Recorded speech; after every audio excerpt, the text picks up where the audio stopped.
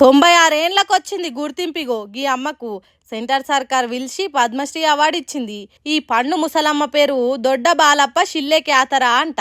కర్ణాటక రాష్ట్రంలో తోలుబొమ్మల ఆటల మంచి పేరు గల్లామెనట. ఈమెను గోంబే ఆట అమ్మమ్మ అని కూడా పిలుస్తారట. 14 సంవత్సరాల ఏండ్ల ఈడులా తోలుబొమ్మల ఆట మొదలు పెట్టిందట ఈ ముసలమ్మ. అప్పటి నుంచి తోలుబొమ్మలు ఆడించుకుంటా రామాయణం మహాభారతాలను తనకు 84 ఏండ్లు వచ్చేదాకా చెప్పిందట. అంటే ఏకదాటిగా 70 ఏండ్లు తోలుబొమ్మలను ఆడిచ్చిందట, పాడిచ్చిందట. హాగో అంత కష్టపడ్డందుకు, అన్నేండ్లు జనానికి కథలు చెప్పినందుకు ఇగో ఇప్పుడు అంటే గోంబే ఆట అమ్మమ్మకు 96 ఏండ్లు వచ్చినాక సెంటర్ సర్కార్ గుర్తిచ్చింది అన్నట్టు.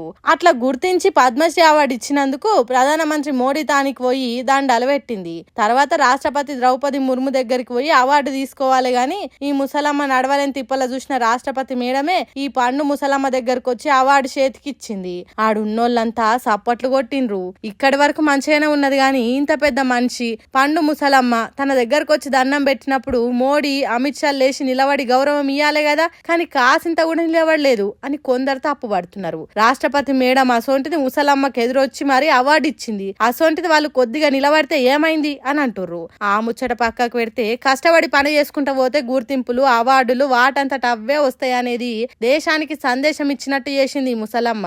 అవ్వా నువ్వు గ్రేటు అని అంటుర్రు ఈ దేశ పబ్లిక్ ముచ్చట తెలిసినాక.